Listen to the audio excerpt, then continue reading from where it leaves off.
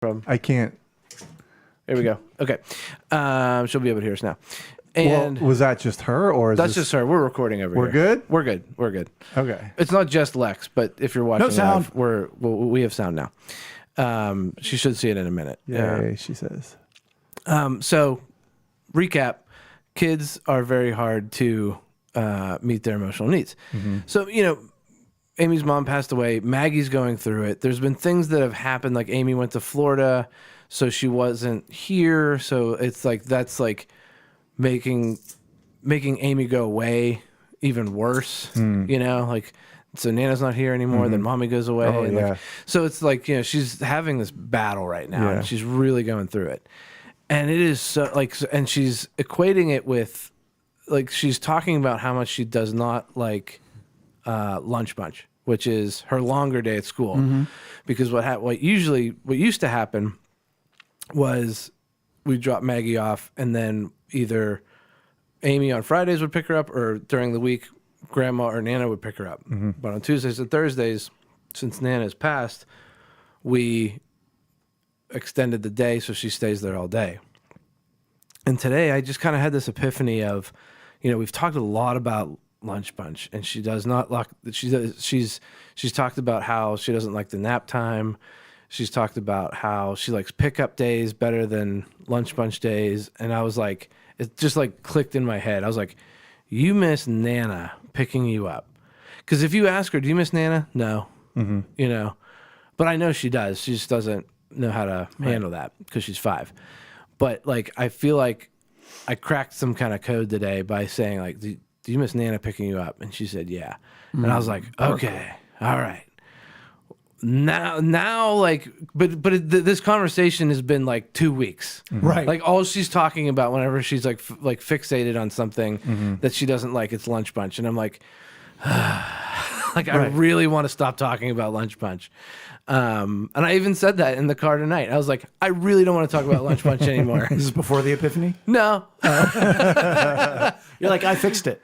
I didn't fix it. I just found what I feel like I found. But you're like, you had the epiphany, Yeah. so we're not going to talk about it anymore. Yeah, until I unpack it on my end, we're just going to table the whole conversation. And that's, ignoring. But it's not the best emotional responding, but I haven't ignored it. We've been talking about it for 2 weeks. Right. But it's tough. It's tough. And So what is her highest emotional need that you can't meet? Because in theory, if I may, yeah. and I join you in your frustration of figuring out the puzzle that is emotional responding to children. Yeah. You said it's hard to meet her emotional needs because she's not aware of them. She doesn't have to inherently be aware of them. You do. Right. And that's what I figured out what some are. Some are support. She needs support. Sure. But that's not the one that's not being met right now. No. I think it's belonging, because she very much just wants you to join her. And I don't. That would be comfort. Well, I mean, join you, being in the same room. We're we're having fun together. Everything's cool with each other. I'm part of the group. You're my dad. You're my mom. That kind of thing. Right. Well, no, that makes sense because Grandma is gone. Nana's gone. Sorry. Right. Nana is Right. gone and is being replaced by that which she does not value, which is more classmates. Right. And teacher. Right. Who don't dote the way Nana would. Right. And now Mom's gone on a little quick vacation. And there's probably a dash of security in there. Right. But I'm saying that that does make sense on the belonging end of things, because you could say, well, she belongs to her classroom. Right. And she's like, yeah, she doesn't value that. Right. Right. And it doesn't bring her security. Right. Yeah. Whereas there's a safety or net. comfort. Right. Because I'm finding that I think she does have a higher need of comfort too. But that also might just be she's 5. Sure. Kids need comfort. Because you can join them in their emotion. Yeah, it is tough, honey. Yeah, it is a long day. And I've done that. Right, I'm saying I've so. done it. Right, and it doesn't mean it satiates. We think, Right. I did the right thing, so it should be over now. Right. Yeah. You should be all better. Right. Being powerless to fix your kids. It's tough. You especially know that. Well, sure. Got him. But on a lighter note, on a higher note, we went to Monster Jam. Yeah, you did. And I know I previewed it last week. It was awesome. How often do you get to have your expectations met? Dude, and it met mine, like from when I was a kid, because I never went to the live, monster truck show. And, I went with Max and Gigi, and it was a complete surprise to Maggie. yeah, right. And Maggie. But it was a complete surprise to Maggie. She would have loved it. yeah. It was a complete surprise to Maggie. And I told her that we had to do an errand. We have to run an errand, and it's downtown. She was like, "What? That's so far." I'm like, I love that she knows. I'm like, "This is the best already." And I said, "Yeah, we got to go down." And so, we go down there, and we meet up with Max, and all four of us are on the escalator. We've gone through like security. She still has no idea. And I look at Max. I'm like, she has no idea where we are right now. I haven't told her anything. And she's never been there before, right? She's never been there before. He was like, he has no idea. She has no idea. And I was like, yeah. And he was like, right now she's at a mall on an escalator. And I was like, yep, that's exactly where we were. And so we get to the top. And like even like the announcer's going, like you can hear it, in the background, just oblivious. And I tell her where we are, and she just lights up, and she's so excited. I take her over to look down, and the trucks are all out, just parked. I'm like, we're here to watch a Monster Jam. We're gonna watch monster trucks, do tricks and stuff. And she's like so excited. And then we got some food, and we're just hanging out. And she was engaged the whole time. Oh, so and great. and they kick it off awesome. Like all 8 cars are like going around like the track all at once. The music's going, the lights are crazy, and she's just like looking over at me, and she's like, "Yeah, this is." You awesome. look around, and everybody all of a sudden has a mullet somehow. yeah. Everybody grows one while they're there, and she just absolutely loved it. And and she, like I said, she stayed engaged the whole time. We stayed there the whole time, and it's long. It's not short. And it was fun. And like the drivers were 3 hours. It was like 2.5. Ooh, that's a long time. It's a long time. But it didn't feel that long either, which was great. With no intermission? One intermission. Oh, I like an intermission. There was an intermission, and then they also had a break with the FMX US team, which is the dirt bikes, and they did tricks and stuff, which that I was would really like, yeah. cool. Yeah. She was really engaged for that. She really liked watching that. And yeah, it was just, and the event was just like top notch. The drivers were so cool when they talked and they thanked everybody for coming out, and like it was just like, yes, this is awesome. Yeah. And man, is it loud? Yeah. It's louder than I even. Did you have your plugs? So here's a funny story. So I borrowed ear protection from Chris because from their daughter, Lilybug, but the funny thing is when we got down there and Maggie had it on, I could see her like fussing with it, and she was like, "I don't think it's working really well." And I was like, "All right, not good." So I was like, "Let's try my earplugs." So I took my like little foam that you squish and you shove it in your ear. Did that, put it in, and she was like, "Yeah, that's better." And I said, "Okay." So then I wore Lilybug's little earphones for 2.5 hours, and they were fine. But yeah, I don't know how you can't do it. You would have a raging headache. Really? Oh, dude, it's so loud. It's even louder than I thought. I knew it was going to be loud, but there's no way and everybody had to have ear protection in there. There's no way you're doing it without it. And we were up on the upper bowl. It's not like we were down close to them. Like it's loud, even with just 1 or 2 going at that time. But like, man, when they were all going around it being like, you feel it like go through your body, like just like the vibration. You're like, yeah, this is awesome, America. yeah, it was so awesome. It was so cool. Yeah, it was like you said, Jay. It was just one of those like it's so awesome when expectations are met. And that was great. Yeah. Wow. I had today a lunch. I'm trying to decide how to tell the story. I had a lunch with Troy of Troy and Gianna. Oh, wow. They're in town for the week. Oh, cool. Oh, cool. They were at church on Sunday, and it was great to see him. And it was such a great time. I mean, it was one of those times where, they came to church for, I don't know how long, a little over a year, maybe a little more. I didn't get to know him real well in that time. But it was one of those times, and it's sort of like, it's in a different context, but I want to say like real recognizes real. Mm-hmm. Now normally that means like talent in a sport or an activity or whatever. But it was just like, hey, here's where I am. And he just opened up and just shared the most beautiful story of his present life, what he's been through in the past year, and then really filling me in. Like, I knew he had a tough upbringing. Like, he had a really tough upbringing with his mom his mom tried to commit suicide when she was 11 and he found her. Whoa. And then multiple more times until she finally did commit suicide when he was 18. Whoa. And the different way that manifested in him versus his brother. Whereas and he said he explained this recently to his brother. I don't think I'm blowing up his spot. I'm pretty sure he doesn't listen. So we're in the clear here.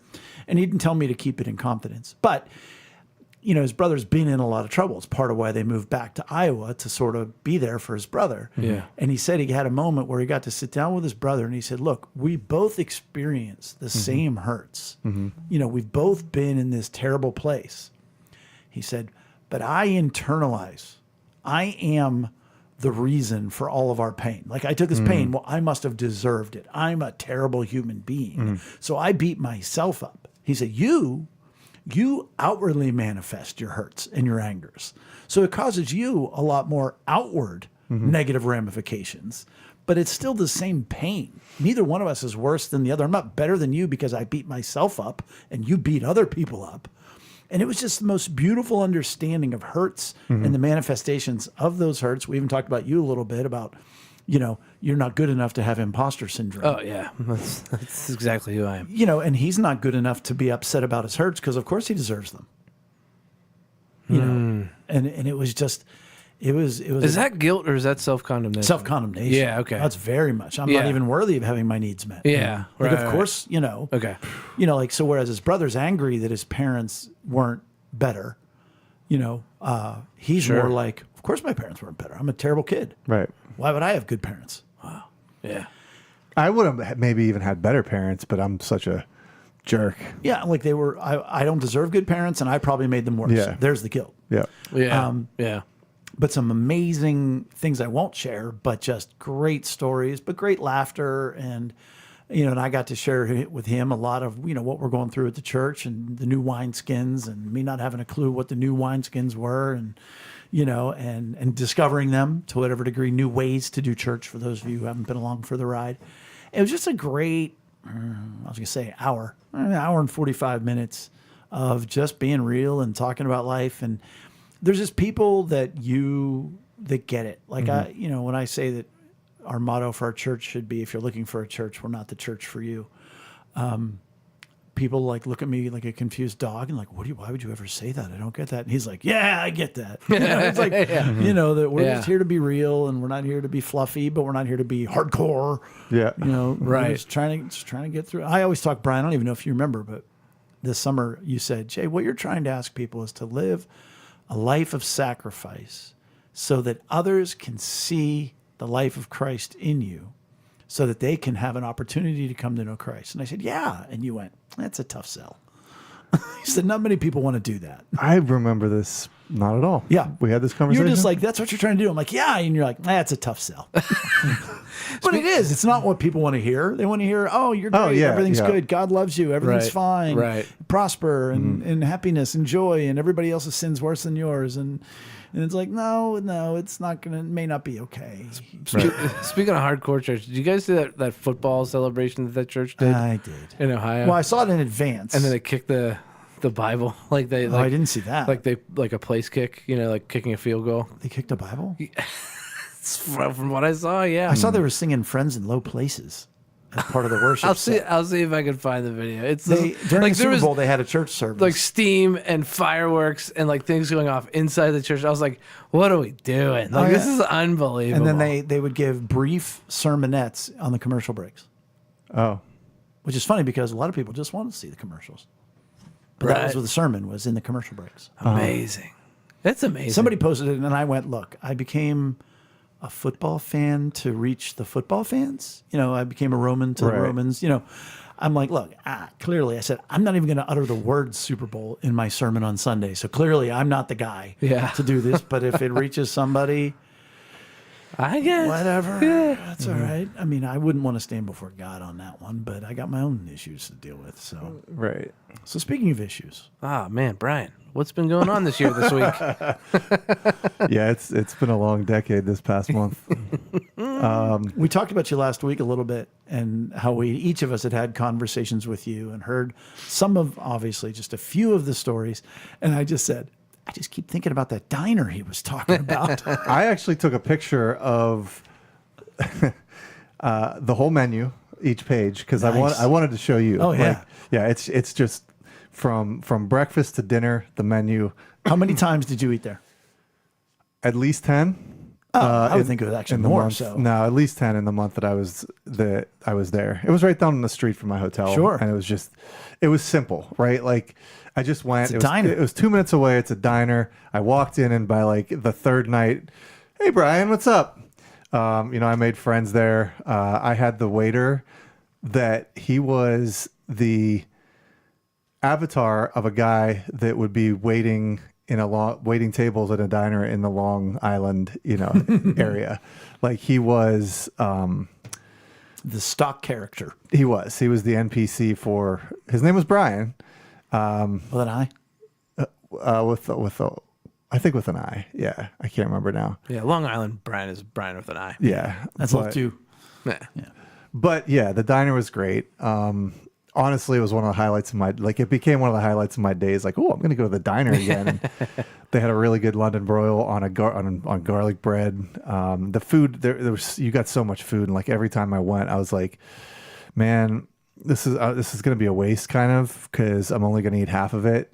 I was down to like one meal a day. Like it got so intense that Peric, my coworker, and I, we started getting more extreme. He's like, I don't think I'm gonna sleep tonight. I was like, all right, I'm gonna sleep a little bit, but not as much as I normally do. And then at some point he was like, I don't think I'm gonna eat anymore. I was like, all right. I was like, I'll go down to a meal a day. Well, I want to transition and use my lovely wife, one of the people who sits at the table. She's not at the head of the table like Mary Lynn and like Ashley, who apparently just got engaged. Congratulations, Yeah, Ashley. I saw congrats. that. Yeah. And Breaking 90. But you can go to lunchtimeinrome.com and sign up and become a paid subscriber. And you too will sit at the head of the table, along with lots of good other things that we keep talking about each week that we'll announce whenever we talk about it. But Rachel, to show you, give you a brief insight into Rachel's world, when I will show her an amazing dunk from an NBA or a college game, she has never, ever been impressed. She's like, well, of course, that's what they're supposed to do. Yeah. So she has said to me several times, what is Brian doing? Like, I don't understand. Like, and I explain what your product is in my own layman terms. But in her mind, she's like, okay, well, they're computer coders. Why don't they just type and make it happen? I don't understand. So for people who haven't been with us or understand, what are you doing? Why were you in New York? Why did it go haywire? And what amazing, I don't care about why it went haywire, but I mean, how did you get into position and what did you learn? You told us you have so many different stories. So I have a friend in Long Island that delivers ice to all of New York City and the surrounding areas. He does all kinds of different things, ice sculptures. He blows snow for movie sets. So he has all these things going on. And I come from a background where, I don't know if you guys know this, but I used to deliver water. Never heard of it. Yeah. And over time, I learned the software. I learned how to manage routes and drivers and fleet management, the trucks and everything. And then I went to work for the company that ran the software, actually, Eric, that you used. And so I went to work for them. So it's software that helps companies make deliveries. That's the really short term, answer of it. And a couple years ago, my friend who was my client at my old company, we started talking about, well, we think we can do a better product. And so he kind of wanted to go ahead, and he basically bankrolled this, and one thing led to another, but I ended up finding a company that I did my due diligence on, and it was very clearly God leading me to this arrangement. So I brought my friend with the ice company. I found this, God led me to this software company, and I kind of am sitting in the middle saying, you know how to build software. I know what needs to be done, and we're going to do it for my friend. That's really, to sum up, what's going on and what I'm doing right now. So over the past couple of years, I've been working with somebody, and we had a lot of differences in the way things were supposed to go down, and it all came to a head at the beginning of this year, because we needed to actually change the whole program. So this guy runs his company on this old software. We needed to say, all right, we have to go and replace his old software with this new software, right? It's called a go live. The problem that we ran into was everything that we'd done for the past 2 years. You didn't want to go live. Yeah. We it was just, you were go dead in the water. We would go dead in the water. And so, but we have to, it was either we forge ahead and keep my friend as the customer, knowing what's ahead of us. Like, there's so much good opportunity ahead of us. Or we just say, you know what, it didn't work out. And nobody wanted to really do that. I didn't want to do that. So early January, my friend kind of said, if we don't do this now, we're not going, I got to walk away. He's like, I love you, but I got to walk away. And I said, all right. So you want to get nuts? You want to get nuts? So we did. Let's we get got nuts. So we went live, and we realized just how far behind the 8 ball we were. And then, so this last month really has been a process of transitioning from his old system to a new system. And again, he's got 4 locations, 50 employees right now. And then this is his dead period. So he's got a lot going on, and he's 24/7. So it's not like we even had the benefit in any of this to go, okay, tomorrow. Yeah. There's no more working right now. We can do the things that we need to do. No, he's live all the time. Yeah. Which that's a problem. Because you can never just stop. So anyways, we got into this month of, we're so far behind the 8 ball, but we're now in this position where we're having to go forward. It was one of the biggest rock and hard places I've ever been in my life. We couldn't go back. We couldn't stand still. It was all about going forward, but it's going forward with we described it as building the plane in midair, or it's like what it came to was we have a building, we're remaking 3.5 of the 4 walls of the foundation of this building, and it's a big, beefy, substantial building. It's not like a rickety shack, right? Like, this thing that he needs, it's a big, beefy building, and we're remaking 3. Hey, it's him right now. Do you want to take it? Not right. You should this. take it. Not right now. Walk away. We'll talk about it. Yeah. Let me. You go do what you got to do. All right. We'll talk about you while you're gone. We can vamp. So, it's been amazing to walk alongside him in this process, because I sort of understand what he's doing. You probably have a better idea. Sure. Yeah.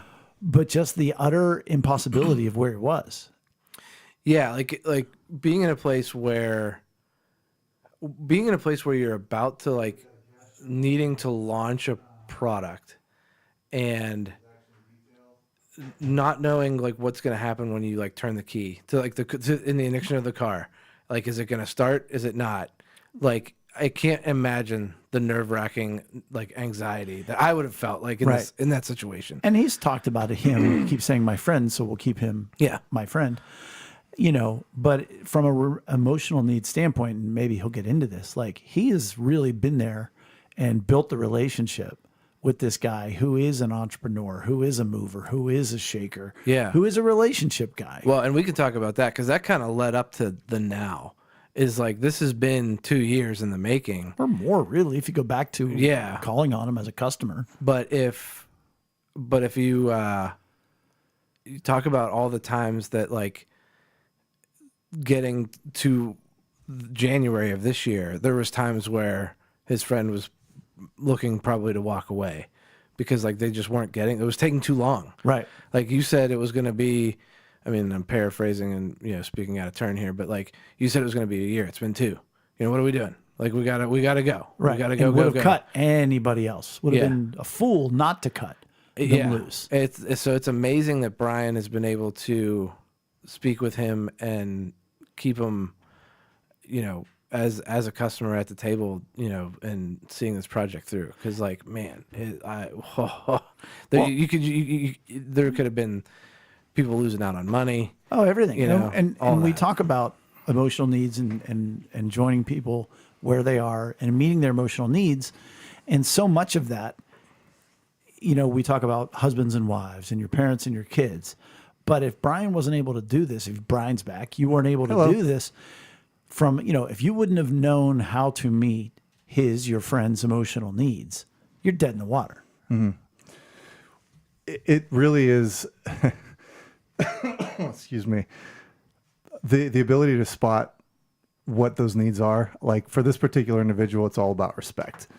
And, you know, we've talked about emotional needs being like a secret language or Cheat code. yeah, a cheat code. And in the case of this individual who, you know, it's a unique position to be in where we're doing something so big and ambitious professionally, but we're friends, Right. which we've developed over the years. And so it's a really fine line to walk between, let me talk to you like a friend right now and give you the respect that a friend would give you. And that now let me talk to you as somebody that is working for you. Yeah, there are so many tightrope situations that I had to navigate over the past month, big conversations that I had. And I really do believe that understanding the different emotional needs of the people that I was talking to helped me get through some situations that I don't know if other people would have been able to get. They'd have lost their temper. They would have wilted.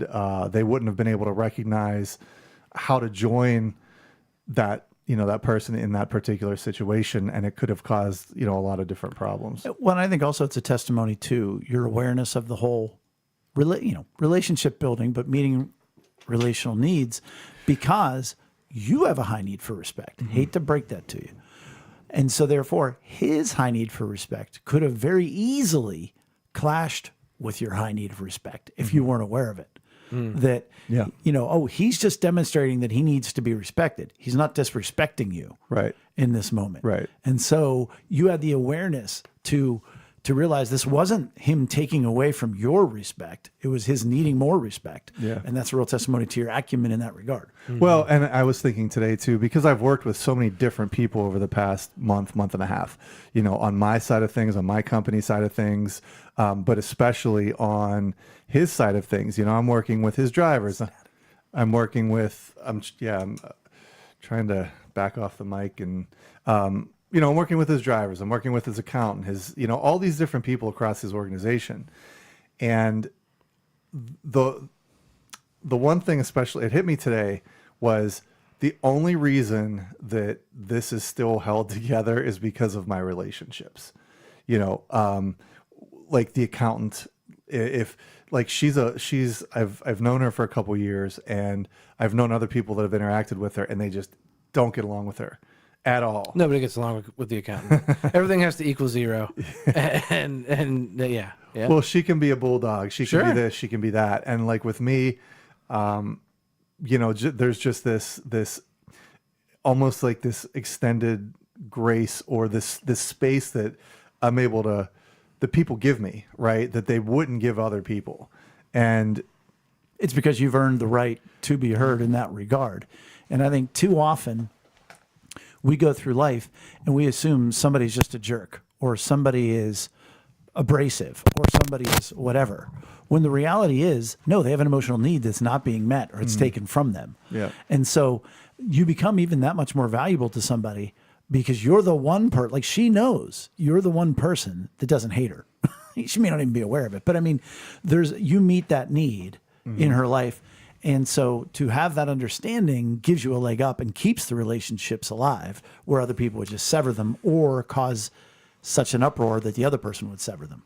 Yeah. Well, and I think too, like you keep saying, earn the right to be heard. And I think, I know that a lot of the navigating over the past, month and a half has been people understanding and knowing for certain that I'm listening to them, like, and not just listening to what they're saying, but I think that there's this intrinsic, this person really understands me, because I do. I'm paying attention to what. You've been a driver on a bad route. Right. Right. And just, I mean, this isn't the podcast for like talking about how to be an active listener and this and that. I mean, we've talked about that kind of stuff, but just showing that you're actually truly invested in what the person in front of you is doing, even if you think it's meaningless, even if you think it's not it's not the most important thing in the world.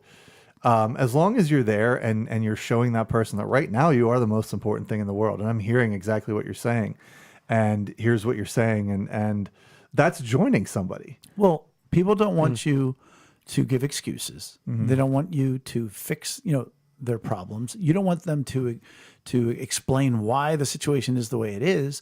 They want to know, do you understand how I feel in this moment? And especially when you're the one causing them to feel that way. And so that's what you're doing. You're calling it active listening, but you're seeking to understand, boy, how do you feel in this moment?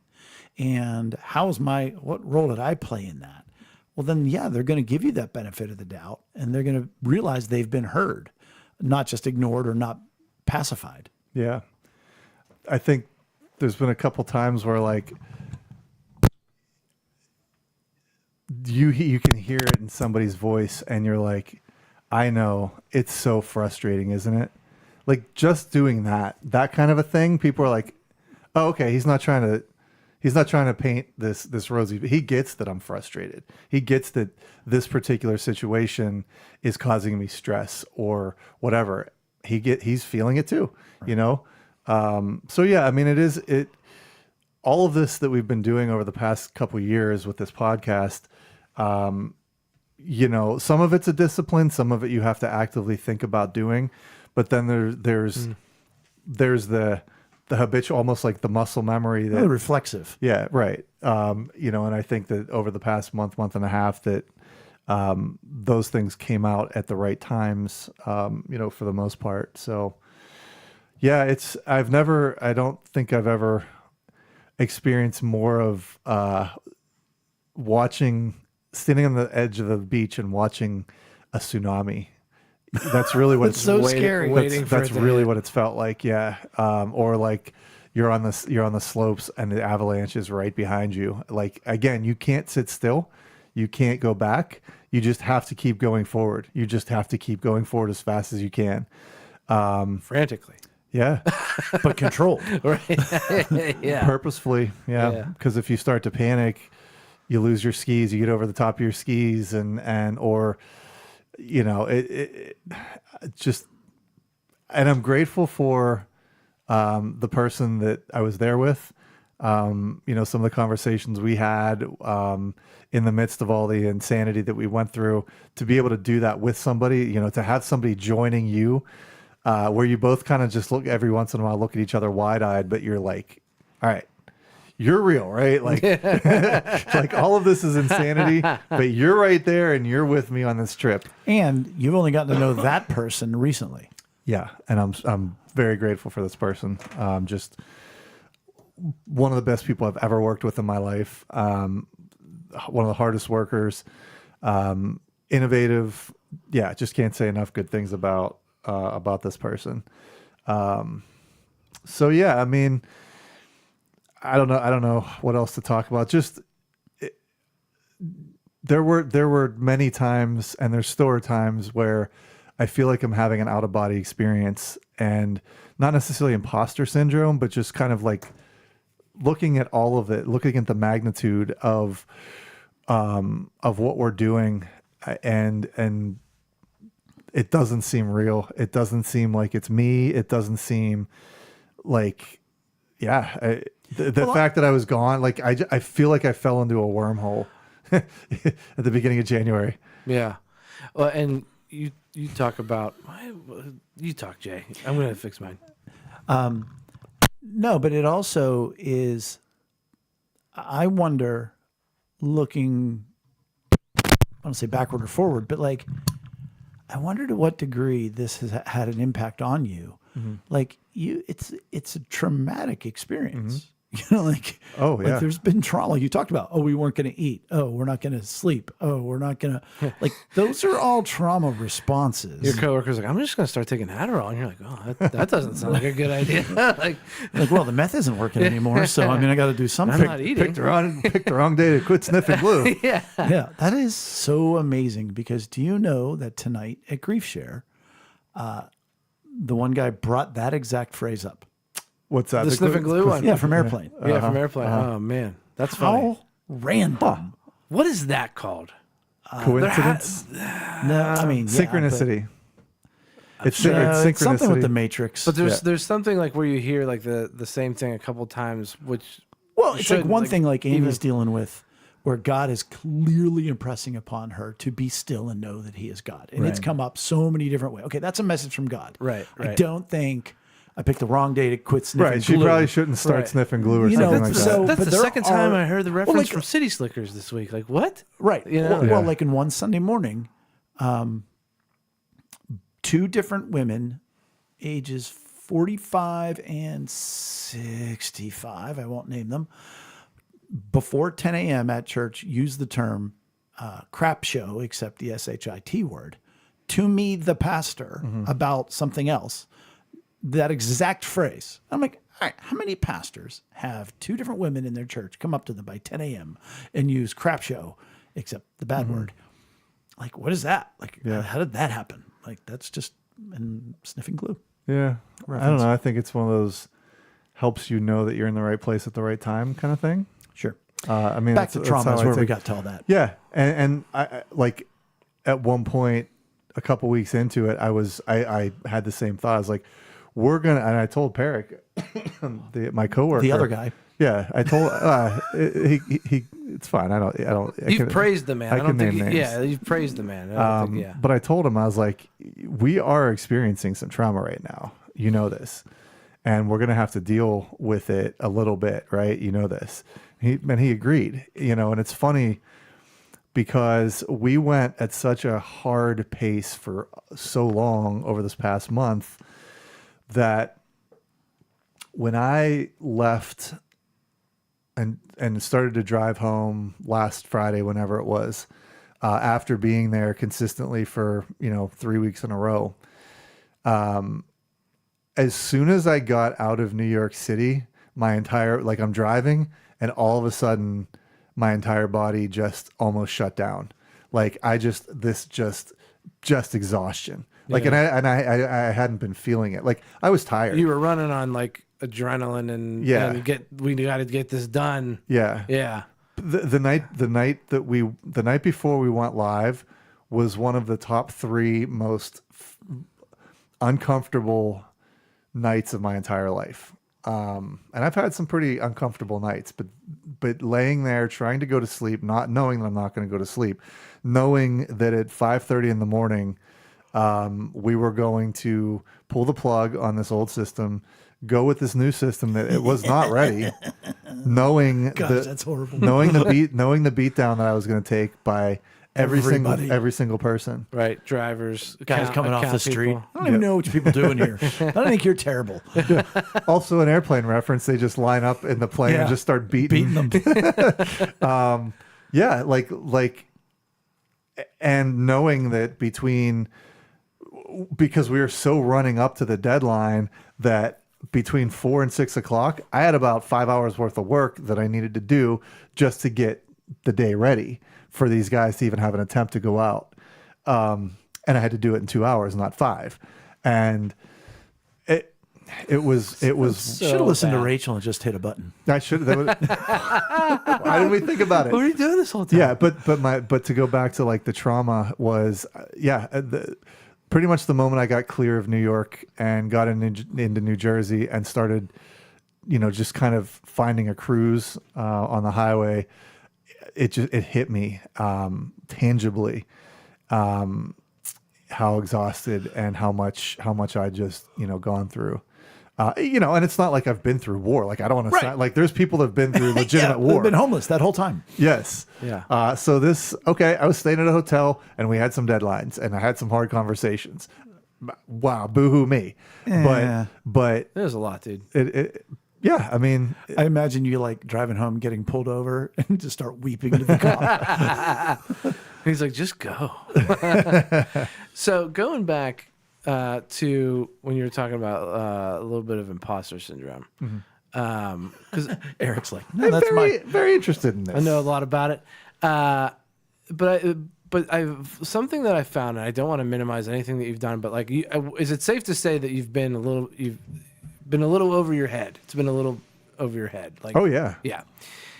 I will say that like emotional needs, when you're talking to the accountant, when you're talking to the head of the company, when you're talking to whoever, a driver, and you can relate emotional needs. Like I feel like if you do C-level work, but you're good at emotional needs, like you can get people together to get the job done. Mm-hmm. Does that make sense to you? Because like I feel like there's times where like I'm in over my head, and I'm not the right guy, but I can get the right people in the right room, and I can get the conversation going and like meet other people's emotional needs so that we can like get the job done.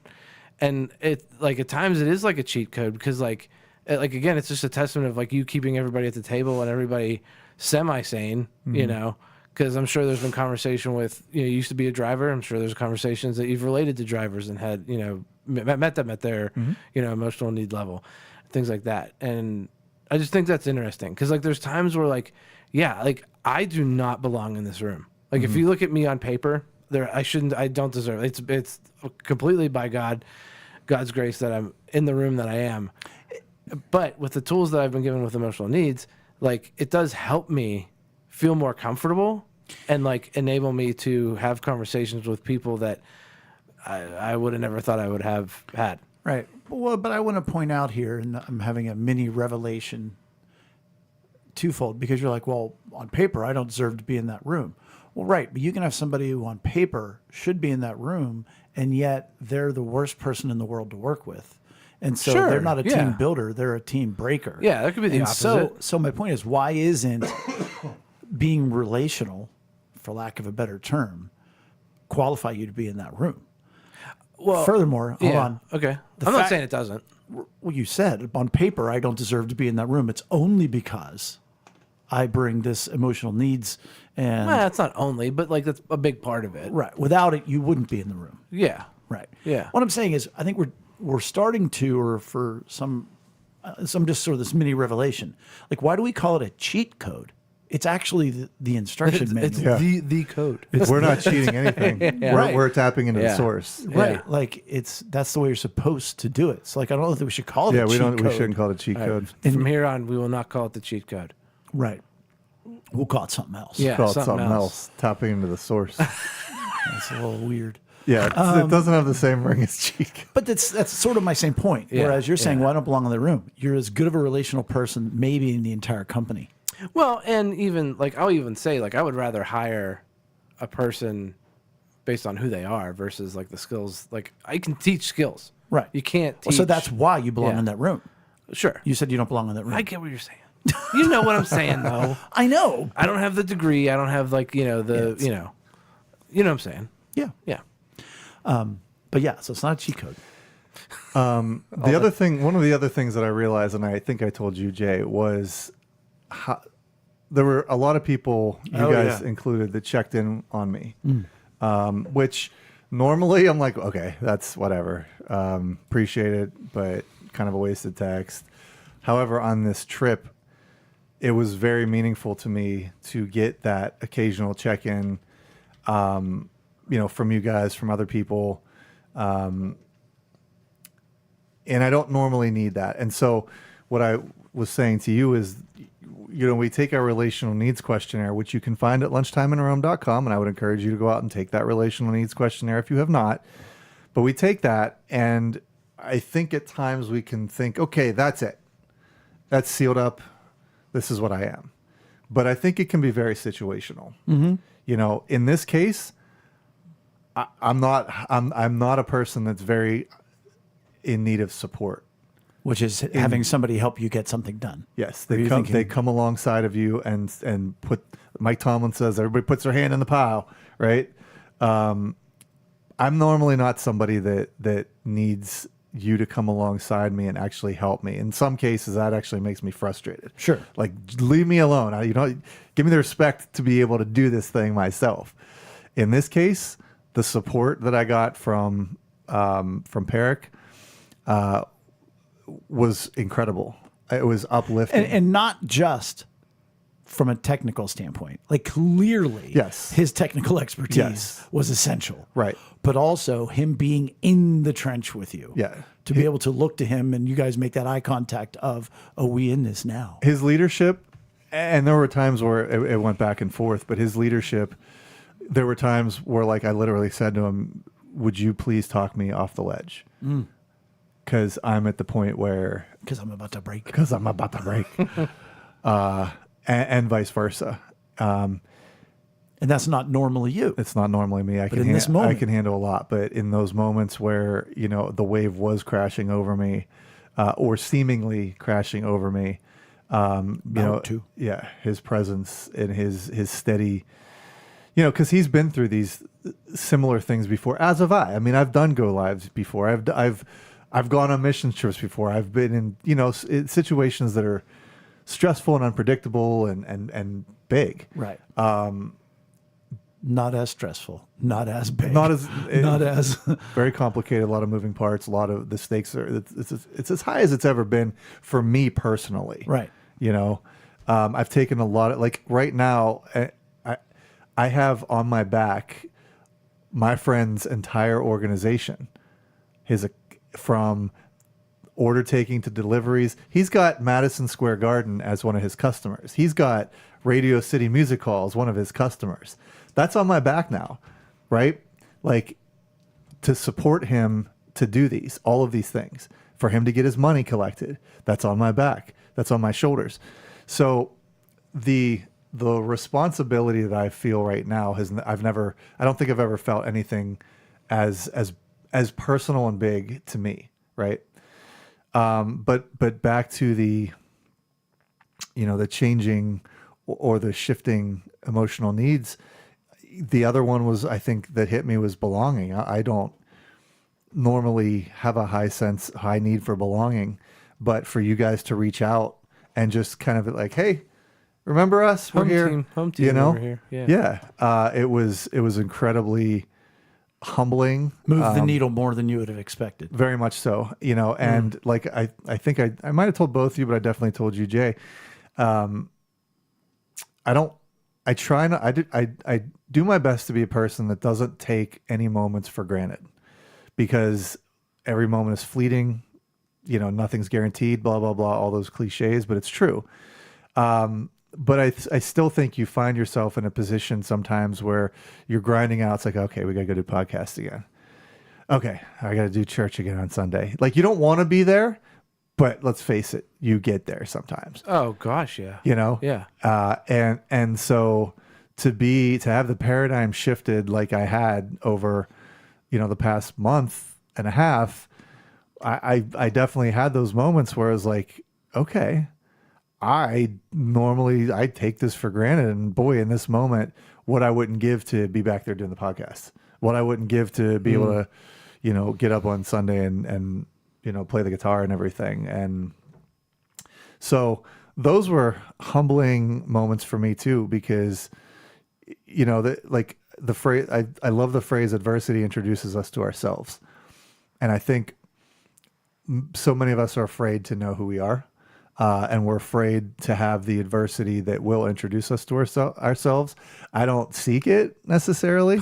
Who would? Yeah, but when you're in it, Yeah. It is nice, if not extremely difficult, to be able to see a different side of yourself and a different side of God, because I never doubt, like, I don't want to say I never doubted, because I definitely did. Well, that would be the wrong thing to say. Yeah, but I had this fundamental sense through everything that I was hearing and reading, in my devotion and just in my prayers, and spending what little time I had with God. Everything was, I've got this. This isn't a surprise to me. This is we're good, and to know deep down that was true, and then to go out and face this tsunami. Yeah. It was like, all right, bring it. Like, I don't want it, but if God's telling me, like, again, I'm not like, I didn't have 5 stones and a slingshot, I'm going to go fight Goliath. Sure. God's saying he's on my team. Different circumstances. Right. There's still that, what if this doesn't work? Still a lot of pressure. Yeah. But to have that foundation of God going, don't be afraid. Yeah. I wonder also, the one thing is clear and was demonstrated through your experience is you may not have had a high need for belonging before, but having 0 of it made it more evident. Like, you know what I mean? Like, so it's just a function of not having any of it, even though you don't have a high need. If you had a high need of belonging and gone and done what you did, well, then you would have crumbled. But you only had a little need, but still having 0 of it, if you only need 2 or whatever, well, if you have 0, that's still, you're in a deficit. I wonder to what degree, because you don't have a high need of acceptance, which is being loved even though you've made a mistake. Yeah. That was another one that really stuck out to me. Was I'm sure glad that I don't need acceptance from these people, because I'm not getting anything. I would have been a mess. Like, I have anxiety just thinking about what you've gone through from a acceptance perspective. Yeah, or appreciation. But I think that also enhanced your need for belonging, because you wanted to be around. It was good to hear from those who didn't think you were the worst, didn't think you were terrible, that you weren't letting down all the time. And even if you did, we'd still love you no matter what. Whereas up there, no, you've got a job. Your relationship with each person who works at that company is contingent upon your performance. Yeah. Right. Except for the owner of the company. Well, and that's... which is still a little contingent upon your performance. Very much so. And that's what we were saying, I think, right before we went on to the podcast was, and this, talking about the different ways emotional needs can change circumstantially, is one of the key things for me over the past, month and a half is, what's the right voice to listen to at the right time? And because everything else at this moment is a distraction except for this one thing. And so, City Slickers. One thing. While I didn't necessarily care or was able to put aside what driver so-and-so was saying about me, if my guy Kono would have been saying the same thing about me, that changes everything. That matters a whole lot more. Right. So Frankie matters. Or Sal, or whoever's the driver matters. Right. He matters, but not like that. You're not going to sacrifice the relationship with the head honcho to make the driver happy. Yeah. Well, and there, that was another struggle in this is the owner's writing the program. Like he's like, this is my program, but yet we're dealing with all of these other people who have their idea of what this should be. And at one point, the owner very specifically said, "Hey, I want you to remember, I don't care what they say. This is my program." And it's like, yeah, but they need this thing, to get their job done. And so you have those conversations like, well, they need this thing to get the job done, but I know that this is your program. Let's meet in the middle. Just it was one problem after the other to solve. And it was funny, my guy Peric, and I've said it before, I think it's even on my Instagram, like job description, problem solver. That's just what I feel like I do in life. I'm a problem solver. And that's exactly what Peric my coworker said. He's like, I can write programs, but I'm a problem solver. And so it was really cool to stand side by side with somebody else who has that same mentality of let's just take this. It's one problem to solve after the next and after the next until we don't have any more problems to solve, relatively speaking.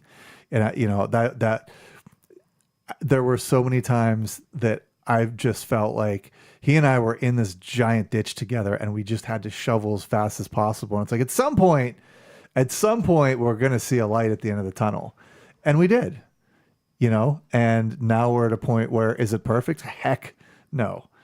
We are driving, I use the analogy, like we're driving a Pinto that we're half pushing along. There's no dashboard lights and we're still painting the hood, but it's moving, right? And we're going to get to the Cadillac and then we're going to get to the spaceship over the next, 6 to 9 months. But just one problem after the other, and here we are. And I think to sum everything up is, I'm still here. I'm still standing. Yeah. No, and you're the better man for it. Very much. I've changed so much. So one of the podcasts you missed was the Level Up Challenge. Yeah. And we're not going to go into that tonight because it's too in depth. Oh, I listened to it. No, I didn't listen to it. But the other one. It's interesting because Patton is tuned in. He has an opinion about the Level Up Challenge, which we'll talk about at a later time. Is it positive, negative, or informative? We'll see. Interesting. Mm-hmm. The other was the best, which was last week. We just talked about all things that are the best. And I think a good way to wrap up tonight would be, Brian, whether it be a piece of food, whether it be a conversation, whether it be a relationship. Clearly, it's not the software. What was yet? That's right. That's why I said was. In your time in New York, what was, or what did you experience that was the best? Could have been the calls from home. Could have been your drives back. Your drives back. You told me were very peaceful. Yeah. When you would come home for not even a weekend, for a day and a half. Yeah. What was the best? I have to do the best? Sure. But in general, like, that was the best. Doesn't have to be the one best, but things that were the Things best. that are the best. It can be anything like Bella mentioned, like clothes out of the dryer. Oh, that's the best. That a meal that you had at the diner. Two That's things. the best. Taking a shower at the beach, having a kiss of a piece of steak underneath the covers. You combined all of them. Yeah. It was turtle. It's another story. It's fun. 3 things. My hotel shower, the best. Oh, best. see, that's what I'm talking about. The best. Man, yeah. I looked forward every night. Rainfall? It was one of those big, Had like Oh, but it wasn't above your multiple- head. It was still coming at you. Had like It was multiple- above my head, but so like it was a walk-in. It had one of those like sliding glass doors. Yeah. It wasn't Actually, a bathtub. Work well. But it was a big metal Nice. rectangular device, and the shower head, and it didn't change. It was just it shot super hot water out at me as hard as it could. Water pressure. Yeah, and the thing was behind me, so the shower head was in front of me, and the adjusting thing was behind me. I don't know why I like that so much, but I did.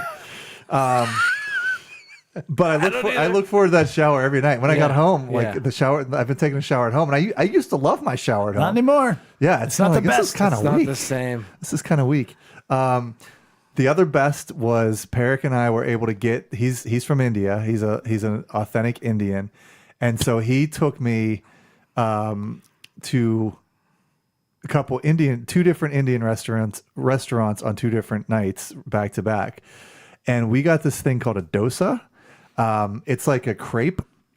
And actually, Lex and I went out to dinner tonight for Valentine's Day, and we found an Indian restaurant and got another dosa. But it's a vegetarian, but it's like it's a crepe. It's very thin. It's rice and ghee as the crepe, and then like mashed potatoes and peas and stuff in the middle of it.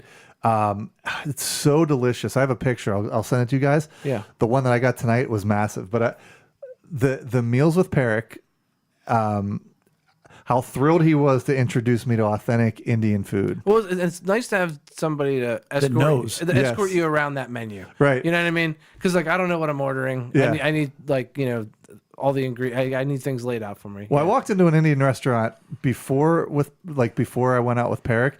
I walked in, I looked at the menu, and went, all right, there's a Greek place over there. I can understand that one. So I went over to the Greek place. Yeah. Because I couldn't understand anything on this Sure. Indian. Yeah. So, but yeah, having him, but the food was delicious, but the conversation was even better. Getting to know this guy, just where like, Yeah, it was the best. he's my new guy. And honestly, the third thing, complete and utter sobriety, being able to wake up and just feel fresh in the midst of all that, to even if I'm tired, but to know that was something that like, it wasn't taking any of my life energy from me in a lot of different ways, physically, mentally, to just be in that spot where we were accomplishing very difficult things that I wasn't making it any harder on myself than Sure. it needed to be, So I think those are my three bests. That sounds like the best. Man, that is the best. You know what the best is? Yeah.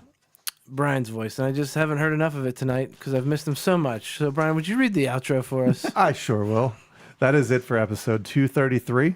Please make sure to give us a like or follow on social media and visit us at lunchtimeinrome.com. While there, take our relational needs questionnaire. Thanks for joining us at the table for Lunchtime in Rome. See you next week. Bye.